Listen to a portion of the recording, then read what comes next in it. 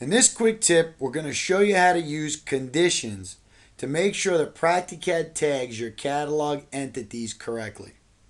What we're going to do is go into the fitting bin and we're going to grab the Practicam single wall squared around. This is an original Practicad template. We're going to attach this duct to the rectangular fitting you see in the drawing. We're going to change a couple of parameters here. We're just going to make the top change 6. And now we're going to place it on the drawing.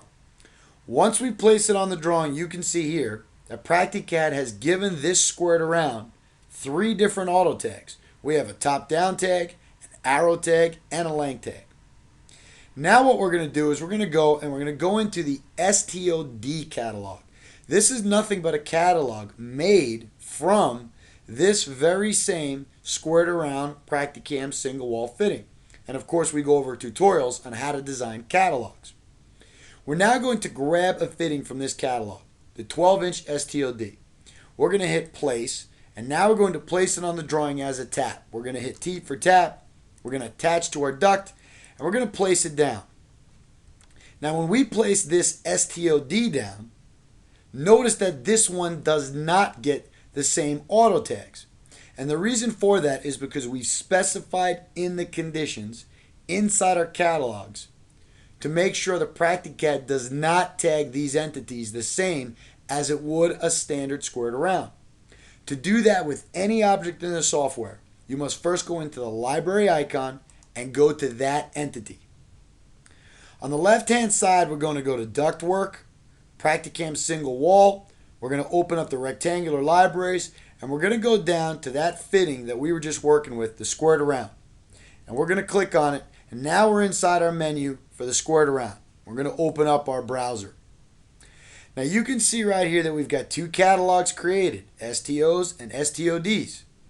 Now when we grabbed the original Practicam template, we got auto tags. But when we grabbed something out of the STOD catalog, Practicam was smart enough not to tag them. It didn't auto tag anywhere on the STOD catalog. The way this is done is in the auto tag section on the bottom right corner. Inside each auto tag, we have specified a condition to tell Practicad to not tag entities if they come from specific catalogs. For example, let's just look at the T length tag.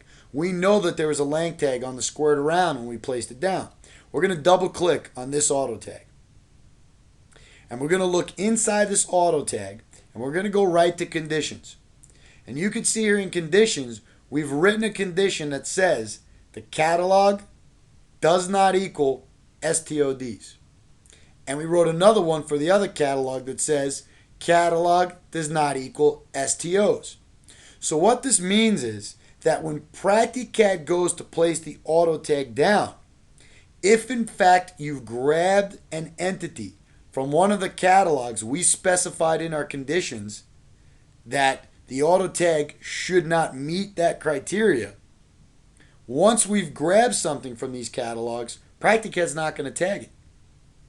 So you'll notice as you scroll through the different catalogs that come in your default, for example, let's go over to the round transition, round reducer, and go to the conicals catalog.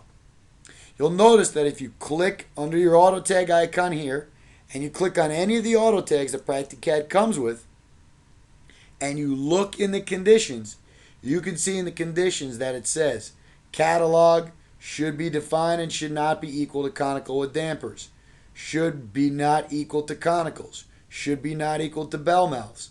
So what we do is we list the different catalogs, we specify the conditions here, and now what we can do is we can use the round reducer on the drawing and get auto tagged. However, we can also use the round reducer fitting, create a catalog out of it, and get completely separate tags. That's going to conclude this quick tip.